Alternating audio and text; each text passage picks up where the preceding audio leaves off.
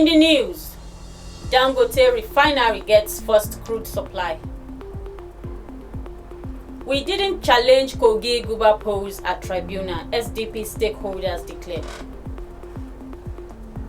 Rockets fired at US embassy in Baghdad amid Gaza war. In sports, Eagles set for three-nation PRE-COTE 2024 tournament in Abu Dhabi. This is the MLC TV Global News reaching you live from the city of Lokoja, the confluent state of Nigeria. I am Jennifer Ojimaya. Thanks for joining us. The first crude feedstock for Dangote 650,000 BD refineries has arrived the country. According to SP Global Quoting Market Sources and tanker tracking data, the analytical firm said the development indicated that fuel production at a new $19 billion facility is finally set to start after years of delays. According to the report, the Otis tanker loaded a 950,000 barrel cargo of Agbami crude on December 6th and was discharged at the refinery's terminal on Thursday. The Suezmax tanker, chartered by state-owned Nigerian National Petroleum Company, is the first of Dangote's initial crude supplies as the giant's new plant starts to ramp up operations, a West African oil trader said. In a bid to help improve the health quality of Nigerians, the Nigerian Navy, under the naval base Bandar Lokoja in collaboration with the Association of Resident Doctors, Federal Teaching Hospital Lokoja, has given out free medical rhapsodies to the residents of Bandar community in Kogi State.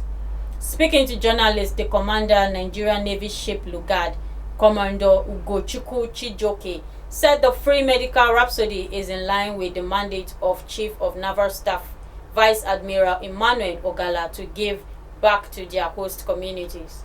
Commander Ugochukwu noted that the base had previously educated and enlightened the people of Banda on the importance of prevention of malaria through the use of mosquito nets, cleaning of environments, and spraying of insecticides. Our reporter has more. Living healthy cannot be underemphasized as the Commander, Nigerian Navy Chief Lugard, Commander Ugochukwu Chijioke, under the mandate of Chief of the Naval Staff, Vice Admiral Emmanuel Ikechukwu Ogala, has organized a free medical rhapsody for the people of Banda community in Lokoja, Kogi State. Lauding the warm reception of their host community, Commander Ugochukwu said the naval base Banda has done a lot in educating the people on their health and urged the residents to take the advantage of the free medical rhapsody for the benefit of their health. We, at the Nigerian Naval Ship Guard, Naval Base Banda, in line with that directive, is giving back to our community, the Banda community. In giving back, we are just giving free medical rhapsody to this community that has welcomed us so much, giving us the enabling environment to operate and provide the services to the people of Kogi State. Prior to this rhapsody, the base, the Navy base Lugard, has been making efforts to educate the people of Banda to what it takes, what the importance of prevention, using mosquito nets. As you can see, I just finished giving nets to pregnant women and some families now. We have educated them on the need to spray their houses with insecticides and need to keep the environments clean without allowing water. He also assured that malaria in Banda community will be reduced after the free medical rhapsody program. So I think going forward, after this rhapsody, and based on the lectures and interactions with the medical personnel of the Navy in Banda, I can tell you that people of Banda, malaria here will be reduced. This is an opportunity on behalf of the Chief of the Naval Staff, Vice Admiral Emmanuel Ikechukwu Ogala, to appreciate the leadership and support of His Excellency Alhaji Yaya Adoza Bello. Sequel to the free medical program, the President Association of Resident Doctors, Dr. Babatunde Adewale, called on the people to keep to proper hygiene and listed illness that will be attended to on the spot at the program.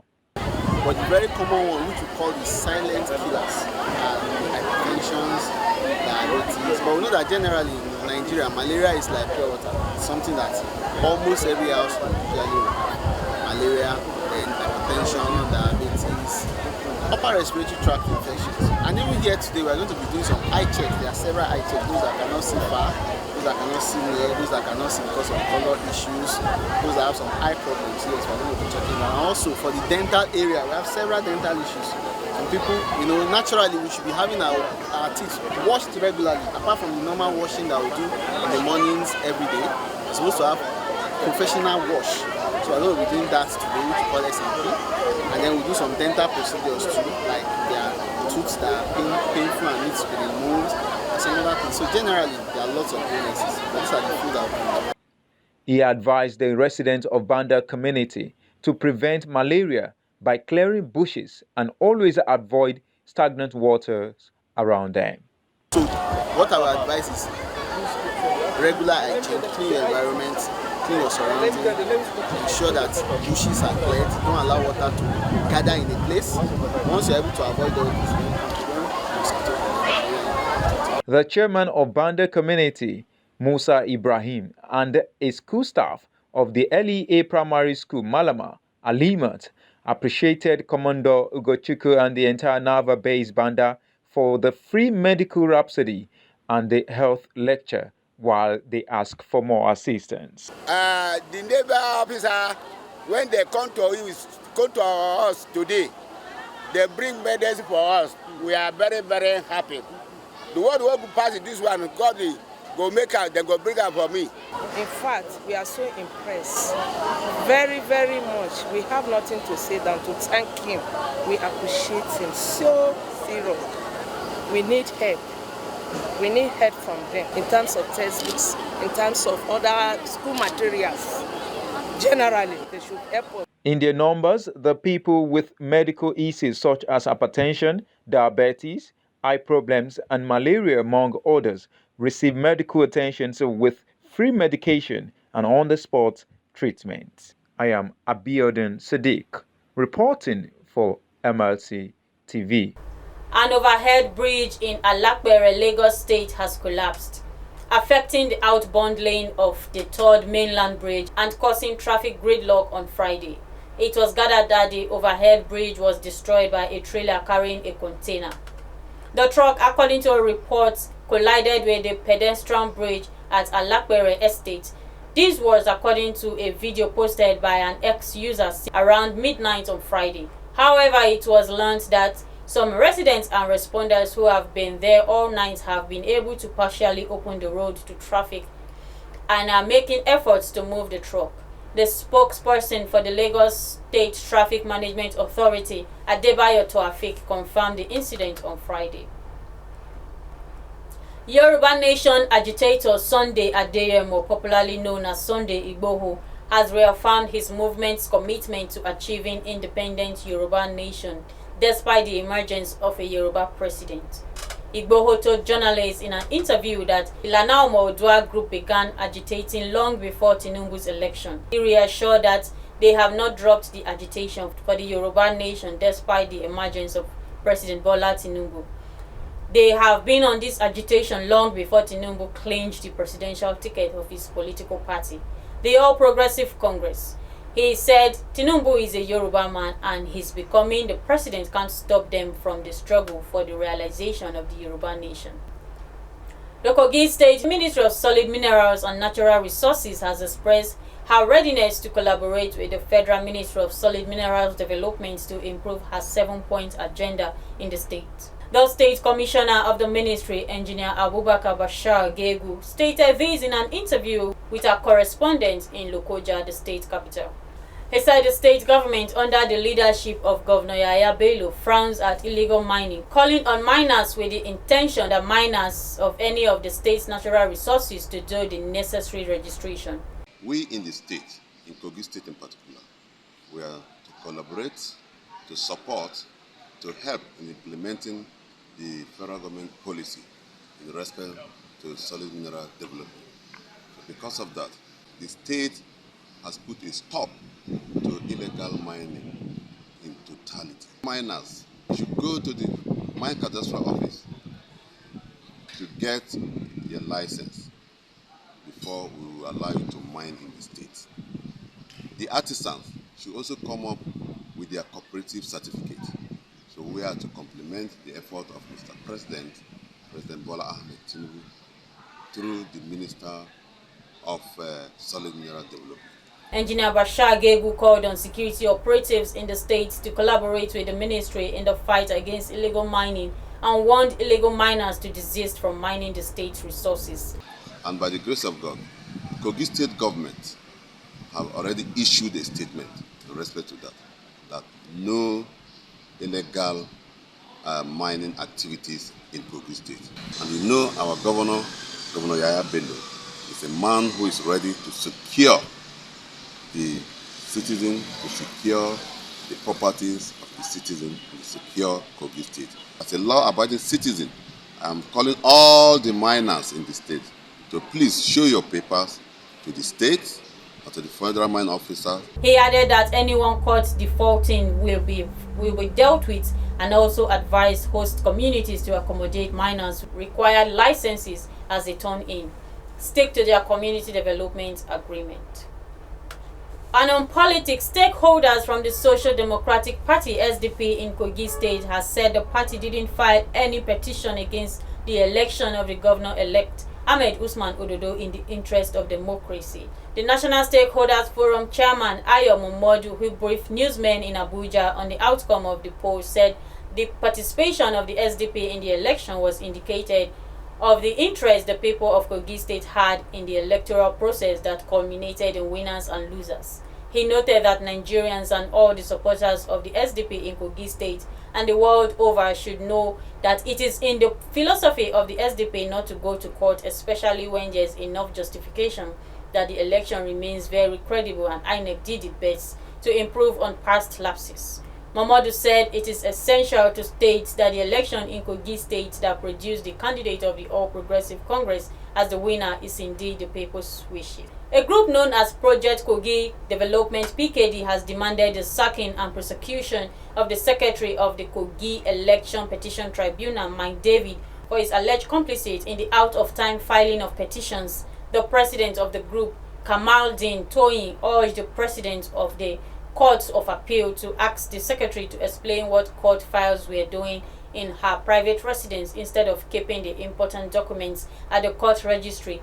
Kamaldeen made this call at a press conference held at Amusement Park Lokoja, the state capital. According to him, it is a thing of concern to them that since the declaration of results, the peace of the state has been threatened by the opposition SDP in Kogi State. The group president Kamaldeen Toyin said that the opposition party SDP has always been involved in promoting violence, leading to the death of some persons. A special case was the gruesome killing of an innocent supporter of APC in Kotun Karfi. His statement that a particular ethnic group is a common enemy is an invitation to crisis and breach of peace in the states.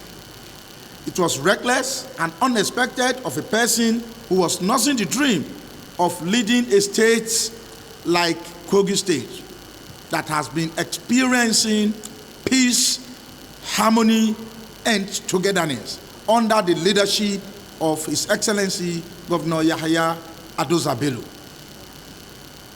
Also, we witnessed the killing of an innocent lady in Kotun Karfi when Muritala Yakubu Ajaka went to Kotun Karfi for campaign.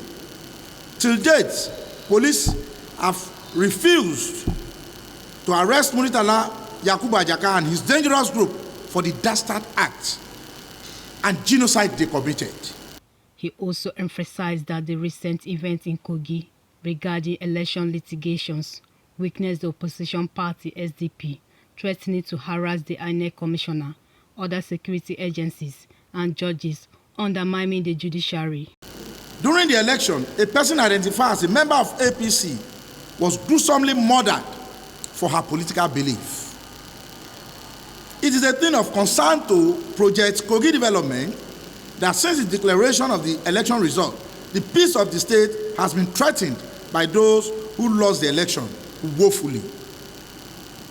We also discovered that the attack on the residence of the Residence Electoral Commissioner followed a declaration by the SDP that they have no confidence in him? Was it that they decided to attack him and possibly eliminate him? Our worries has been that from the Okwa saga to the killing at the Kotonkarfi campaign and the attack on the home of the Red, the police and DSS have failed to arrest the perpetrators. The police have failed to bring the perpetrators to book. The police have failed to produce those who were behind the gruesome killing of KOGI citizens. Those must be something the two agencies are hiding from us. Is Muritala Yakubu Ajaka above the law? Does he enjoy immunity by virtue of his being an aspirant?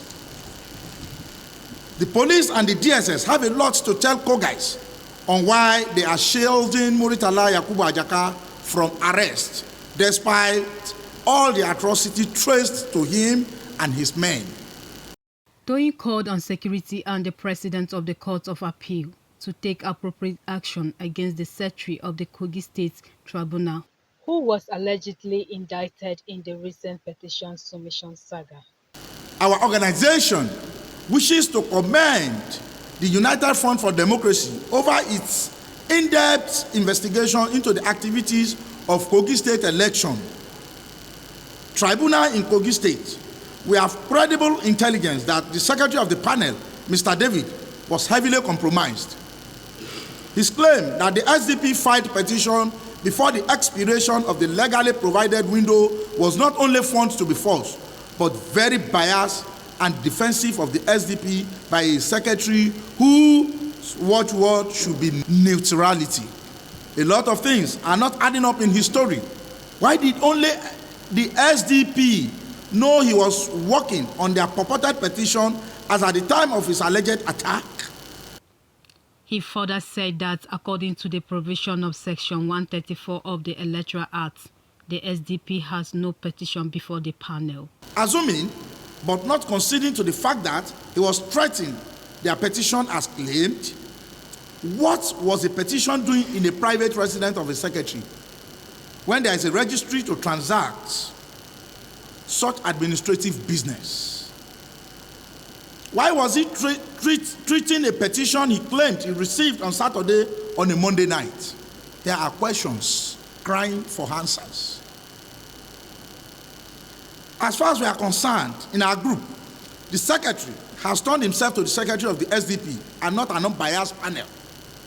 The secretary forgot the fact that the world has become very technical and confirmation of payment via remitter is just a click away.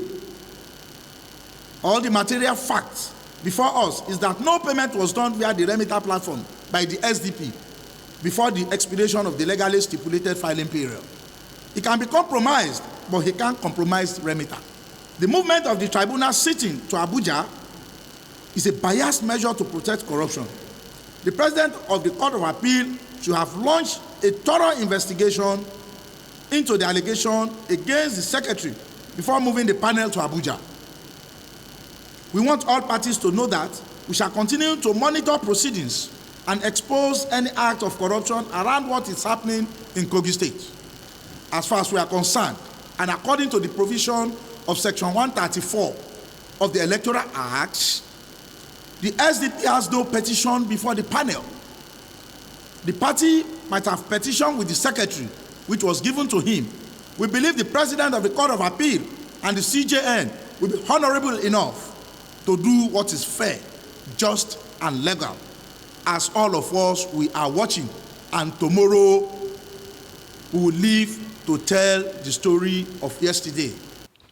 Kamadi said he believed that the President of the Court of Appeal and the Chief Justice of Nigeria will be honorable enough to do what is fair, just, and legal to protect the rights and the choice of the majority of the people of the states. I am Faith Abdul-Ghaffar reporting for MLC TV. We go on a short break now. We'll be right back.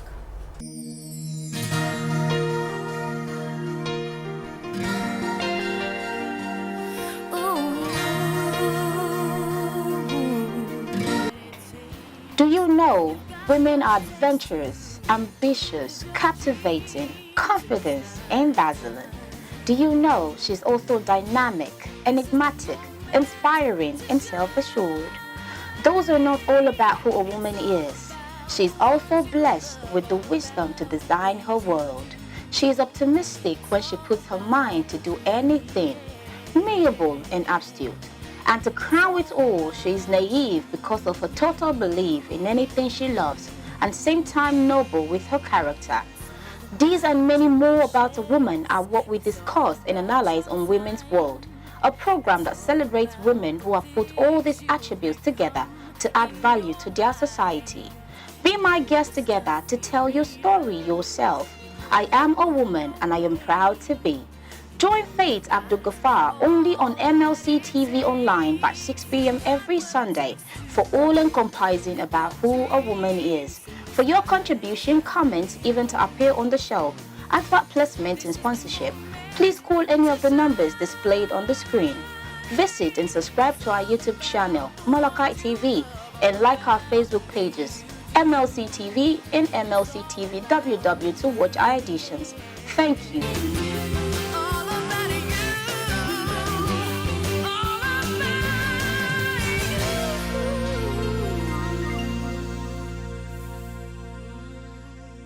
Welcome back. And on the foreign scene, salvos of rockets were launched at the U.S. Embassy in Baghdad's heavily fortified green zone, the mission said, the latest in a flurry of such attacks amid the Israel-Hamas war. A multi-rockets attack was launched at U.S. and coalition forces in the vicinity of Union 3rd and the Baghdad Embassy complex, without causing any reported casualties or damage. The United States leads an international coalition battling jihadists in Iraq and neighboring Syria, and its forces have come under repeated attack in recent weeks. About 250 South Sudanese soldiers have left Goma. This made it the latest group from an East African Community (EAC) regional force to withdraw from the strife-torn Eastern Democratic Republic of Congo after Kinshasa refused to renew its mandate. The seven-nation EAC first deployed troops in the violence-plagued region in November 2022 at the invitation of the DRC authorities to free areas taken by the resurgent M23 rebel group. AFP reporters saw the group of South Sudanese soldiers leaving the provincial capital of the North Kivu, Goma. The soldiers took off from Goma airport around 5:20 a.m. local time bound for Juba. A second flight is planned for later in the morning, according to a source from the EAC. Uganda and Burundian soldiers should also leave in the coming weeks, the same source said, with the regional forces withdrawal expected to be completed by January 7th. Over now to Jonah Malik for the sports updates.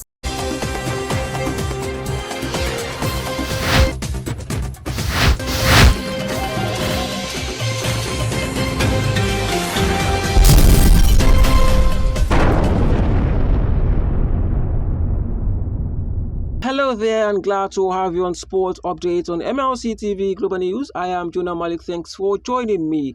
The Super Eagles of Nigeria will play in a Three Nations Championship in UAE ahead of the Cote d'Ivoire 2024 African Cup of Nations. The Super Eagles will camp in Abu Dhabi, United Arab Emirates, where they will also feature in a Three Nations competition in preparation for next month's African Cup of Nations in Cote d'Ivoire, the Nigerian Football Federation (NFF) has stated. The African Cup of Nations will hold from January 13th to February 11, 2024. Sports Minister John Owa Eno, officials of the Nigerian Football Federation (NFF) and Super Eagles head coach Joseph Pesiro had on Wednesday met to deliberate on ways to equip the national team for victory at the African Cup of Nations. They agreed to support the team for the task ahead, and the international mini tournament involving Stallion of Burkina Faso and Leopard of the Democratic Republic of Congo is one of such events aimed at helping Pesiro to build a good team. NFF Media Director Ademola Olajire said the Eagles chose UAE instead of their earlier proposed Morocco after the Federation's meeting with Eno and Pesiro in Abuja. Still on sports, the Los Angeles Lakers failed by 30 points from ageless LeBron James routed the New Orleans Pelicans 133-89 on Thursday to reach the final of the inaugural NBA in-season tournament. James and the Lakers will take on the upstart Indiana Pacers for the NBA Cup in Las Vegas on Saturday. James, who will celebrate his 39th birthday on December 30th, was ruthlessly efficient, connecting on 9 of his 12 attempts from the floor, including 4 from three-point range. He peeled up his 30 points with 5 rebounds and 8 assists in less than 23 minutes on the floor. He sat out the entire fourth quarters as both teams pulled their starters. The Lakers had taken full control, outscoring the shell-shocked Pelicans 43-17 in the third period. The rest could come in handy when the Lakers faced the high-octane Pacers, who beat the Milwaukee Bucks 128-119 in the other semi-final on Thursday. And that's all on Sports Update. I am Jonah Malik reporting. Back to our caster for more stories.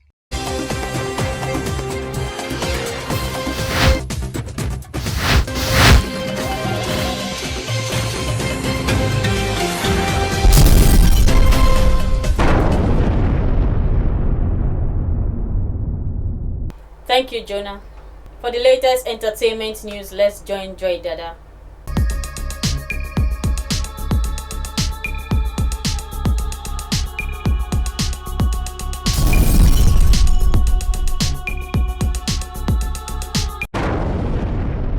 Welcome to the world of entertainment. I am Joy Dada. Aderemi Dabiri, the founder of Branch of Celestial Church of Christ in Lagos State, has explained the reason why he invited Fuji singer Alabi Pasuma and street hop artist Portable was to gain new converts. The cleric made this known in a video where he was seen addressing a delegation of the church task force who visited his parish to have an audience with him. The White Garment Church came under heavy criticism recently for inviting secular artists to its praise night event. While explaining the rationale behind the decision, Dabiri revealed that the choice of the two artists was to attract deviants in the society. According to him, this pattern of evangelism have worked for him over the years and also resulted in the growth of his church membership. Responding to the concern raised by the task force team about the ranging controversy caused by the development, Dabiri indicated that he had no plans to cancel the invitation. However, he explained that he will reduce the excess of the artists at the event, especially Portable. The cleric also appealed to the Celestial Church worldwide to support his vision, as he will use his style of evangelism to make the church proud. Cian Entertainment, rapper 50 Cent has announced that his production company will be creating a documentary about Sin, Diddy Combs, who in recent weeks has been accused of rape and sexual assault by 4 separate women. A representative of 50 Cent, Curtis James Jackson, confirmed to TMZ that the 48-year-old rapper's production company, G-Unit Film and Television, is developing a documentary about the allegations against Combs. The rep said proceeds from the documentary will benefit victims of sexual assault and rape. Jackson teased a snippet of the documentary on Instagram. Jackson will be an executive producer of the documentary. His company, G-Unit Film and Television, has produced My Right True Crime TV shows and podcasts. Thanks for joining me, Joy Dada, reporting for MLC TV.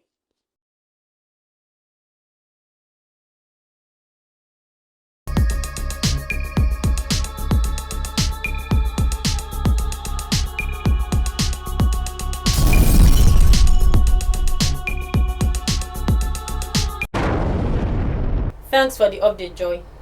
Saudi Prince Talal bin Abdulaziz bin Bandar bin Abdulaziz Al Saud has died, age 62. The Saudi monarch has announced. Reports in Arabic media claim the prince was killed in a plane crash, as published by RT. The Saudi royal court announced the prince passing in a short statement, saying that funeral prayers for the deceased royal would be performed at the Imam Tuki bin Abdullah Mosque in Riyadh. Prince Talal bin Abdulaziz was the son of Prince Bandar and the grandson of the first Saudi monarch, King Abdulaziz. That is the size of our package. Do support us by subscribing to our YouTube channel, MLC TV, like and follow our Facebook pages, MLC TV, MLC TV2, MLC TV Yoruba, and Igbiravabe, MLC TV. Instagram, MLC TV 2021, X handle, MLC TV, and TikTok, Malachite_TV. For your event coverage, appearance on any of our programs, contributions, comments, advert placement, or sponsorship, please call or send SMS to any of our numbers displayed on your screen. Join Malachite TV online on weekends to watch our various programs. Saturday 7 p.m. Political Arena, Sunday 6 p.m. Women's World, and Monday 9 a.m. The Opinion. It is Malachite TV, reaching everywhere, informing everyone. Please be your brother's keeper to build a happier and better society together. I am Jennifer Odimayo. Thanks for watching.